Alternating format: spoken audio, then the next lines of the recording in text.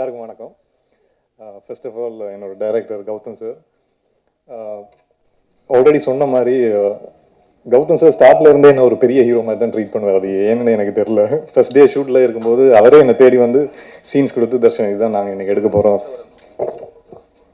போகிறோம்னு சொன்னார். அப்போ நான் சார் இதை நீங்கள் கூப்பிட்டுருந்தா நானே வந்திருப்பேன்ல. இல்லை ஒரு ஹீரோ அப்படி தான் ட்ரீட் பண்ணணும்னு சொல்லி ஃபர்ஸ்ட் டேலேருந்து லாஸ்ட் டே வரைக்கும் நான் அப்படி தான் ட்ரீட் பண்ணிட்டு இருந்தாரு. Thank you sir. அண்ட் ரீசெண்டாக ஒரு பர்சனலாக இஷ்யூ வரும்போது அது சாருக்கே தெரியாது. ஸோ எனக்காக வந்து காலையிலேருந்து ஈவினிங் வரைக்கும் நின்றாரு. So thank you so much sir. இந்த படம் மூலமாக உங்கள் சந்திப்பு கிடைச்சது I am very happy sir. And producer sir, யூஸ்வலாக ஒரு சின்ன படம் மாதிரி இல்லாமல் ஒரு ஒரு ஒரு சப்ஜெக்டை நம்பி இவ்வளோ ஒரு அமௌண்ட்டை போட்டு இன்னும் ப்ரொடக்ஷன் ப்ரீ ப்ரொடக்ஷனில் இருந்து போஸ்ட் ப்ரொடக்ஷன் எல்லாத்துலேயும் இவ்வளோ ஒரு அமௌண்ட்டை போடுறதுக்கு யாருக்குமே மனசு வராது சார். பட் எனக்கு ஏன்னா யூஸ்வலாக ப்ரொடியூசர்ஸ் ஹீரோஸோட பேச மாட்டாங்க ஆஃப்டர் படம் முடிஞ்சதுக்கு அப்புறம் அந்த ப்ரொடக்ஷனில் போஸ்ட் ப்ரொடக்ஷனில் என்ன நடக்குதுன்னு. பட் சார் டெய்லி எனக்கு அப்டேட் பண்ணிட்டே இருப்பார். ஸோ தேங்க்யூ சார் இந்த மாதிரி ஒரு வாய்ப்பை எனக்கு கொடுத்ததுக்கு. அண்ட் நான் எப்போவுமே நம்புற விஷயம் என்ன அப்படின்னா, ஒரு டிஓபி சாருக்கு மட்டும் ஹீரோவை பிடிச்சிட்டுனா ஸ்க்ரீனில் அழகாக தெரியும். அதால் நாங்கள் ஸ்டார்ட்லேருந்து டிஓபி சார் தேடி போய் ஒரு ஐஸ் ஒன்று வைப்பேன்.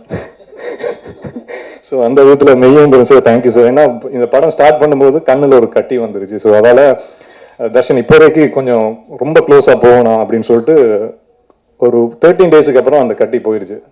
அப்போ மெய்யேந்திரன் சார் கூப்பிட்டு தர்ஷன் இனி ஆட்டத்தை பாருங்க அப்படின்ட்டு சாரே வேணானாலும் எனக்கு க்ளோஸ் இருந்தார். ஸோ தேங்க்யூ சார், ரொம்ப நன்றி.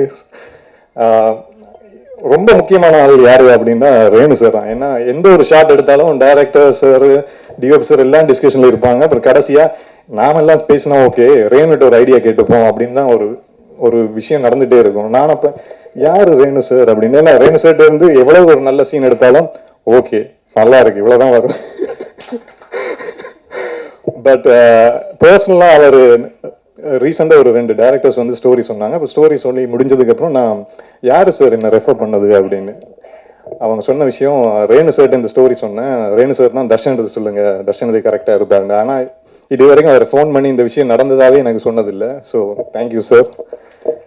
அண்ட் ஃபர்ஸ்ட் டைம் முதல் 2 படத்துலையும் ஃபைட்ஸ் இல்லை.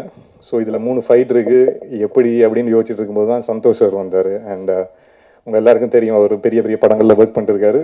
பட் இதில் அந்த ஃபைட்டு ரொம்ப பேசப்படும் நான் நம்புகிறேன். ஏன்னா எந்த ஒரு நிறைய ரோப் சீன்ஸ் எல்லாம் இருந்துச்சு. சார் வந்து சாரே நின்று டபுள் செக் பண்ணிட்டு தான் என்னை உள்ளே விடுவார். So thank you sir. நிறைய படங்கள் உங்கள் கூட ஒர்க் பண்ணோம். அண்ட் மியூசிக் டைரக்டர் ஆக்சுவலாக டீசர் பார்த்ததுக்கப்புறம் வீட்டில் இருந்தும் சரி என் ஃப்ரெண்ட்ஸும் சரி கேட்ட விஷயம் யார் மியூசிக் அப்படின்ட்டு. Vikas sir thank you so much. ஏன்னா சீன்ஸாக பண்ணும்போது தெரில, அப்புறம் மியூசிக்கோட பார்க்கும்போது தான் தலைவன் என்னை காப்பாற்றி விட்டார். So thank you sir. And Mansoor Ali Khan sir, நாங்கள் எல்லாரும் அவர் படங்களை பார்த்து வளர்ந்தது, ஊரில் இருந்தாலும் சரி ஸ்ரீலங்காவில் இருந்தாலும் சரி. ஸோ அவள் ஒரு பெரிய ஆர்டிஸ்ட் எப்படி ஒர்க் பண்ணுவாங்கன்னு நான் நேரில் பார்த்ததில்ல. ரவிக்குமார் சாருக்கு அப்புறம் Lal sir, Sujith Shankar sir, Mansoor Ali Khan sir தான் நேரில் பார்த்துருக்கேன். எல்லாரையும் ட்ரீட் பண்ணுற விதம், நாங்கள் ஏதோ ஹார்ட் ஒர்க் பண்ணி வந்திருக்கோம்னு நினச்சிட்டு உள்ளே போவோம். அங்கே ஒரு சீனியர் ஆக்டர்ஸ் நம்மளை தூக்கி சாப்பிடுவாங்க. இது என்னடா ஹார்ட் ஒர்க் இப்போ பாரு இந்த மாதிரி ஒன்று பண்ணுவாங்க. ஸோ நிறைய விஷயம் அவங்க கூட இருந்து லேர்ன் பண்ணேன். வந்ததுலேருந்து அப்ரிஷியேட் பண்ணிகிட்டே இருக்காரு. So thank you so much sir. And all the assistant directors Tamil, Sabari, Maran. ஏன்னா யூஸ்வலாக சார்கிட்ட ஏதாவது ஒரு கரெக்ஷன் சொல்லணும்னா எப்படி சொல்கிறது அப்படின்ட்டு நம்ம அசிஸ்டன்ட் டைரக்டர்ஸ் தான் பிடிச்சி இங்கே வா இதை எப்படியாவது சார்கிட்ட சொல்லி கன்வின்ஸ் பண்ணுன்னு சொல்லுவாங்க. ஸோ ஸ்டார்ட்லேருந்து அந்த சப்போர்ட்டை கொடுத்துட்டே இருந்தாங்க. அண்ட் அருள் சார் மட்டும்தான் ஃபர்ஸ்ட் டேல இருந்து என்னை மோட்டிவேட் பண்ணிகிட்டே இருப்பார். நான் ஏன் அருள் சார் எனக்கு ஐஸ் வைக்கிறாரு, நான் அந்த மாதிரி ஒன்றும் எதுவுமே பண்ணலையே அப்படின்னு. பட் அந்த ஒரு ஜென்யூனிட்டி ஸ்டார்ட்லேருந்து இன்னும் வரைக்கும் இருக்குது. எப்போ பார்த்தாலும் சூப்பராக வருவாடா, இந்த ஹார்ட் ஒர்க்கை விட்டுறாருன்னு சொல்லிட்டே இருப்பார். So thank you sir.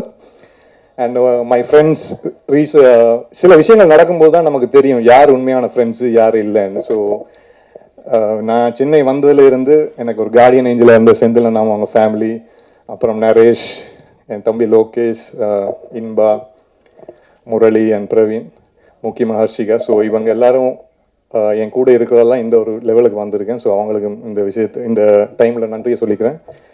And last but not least ப்ரெஸ்ஸும் மீடியா மக்களும். பிக் பாஸ்ல இருந்து இந்த லெவலுக்கு வரத்துக்கு முக்கியமான பங்கு நீங்கள் மட்டும்தான். ஏன்னா அங்கேருந்து என்னோடய வாழ்க்கையை நடந்த விஷயங்கள், முதல் படமாக இருக்கட்டும், ரெண்டாவது படமாக இருக்கட்டும், மக்கள்கிட்ட கொண்டு போய் சேர்த்தது நீங்கள் தான். அண்ட் ரீசனாக நடந்த இஷ்யூவில் கூட நைட் ஒரு 2:30க்கு என் வீட்டு அட்ரஸ் தேடி நம்ம சைடில் இருக்கிற நியாயத்தை எடுத்து சொன்னாங்க. ஸோ அதெல்லாம் நான் இங்கே இருக்கேன். ஸோ ரொம்ப நன்றி. ஸோ இந்த படத்துலேயும் அந்த மாதிரி ஒரு உழைப்பை கொடுத்துருக்கோம். நான் மட்டும் இல்லை, இங்கே இருக்க எல்லாருமே கொடுத்துருக்கோம். ஸோ கண்டிப்பாக இந்த படம் உங்களுக்கு பிடிக்கும்னு நம்புகிறோம். அப்படி பிடிச்சிருந்தா இந்த படத்தையும் மக்களுக்கு சேர்த்துருங்க. தேங்க்யூ.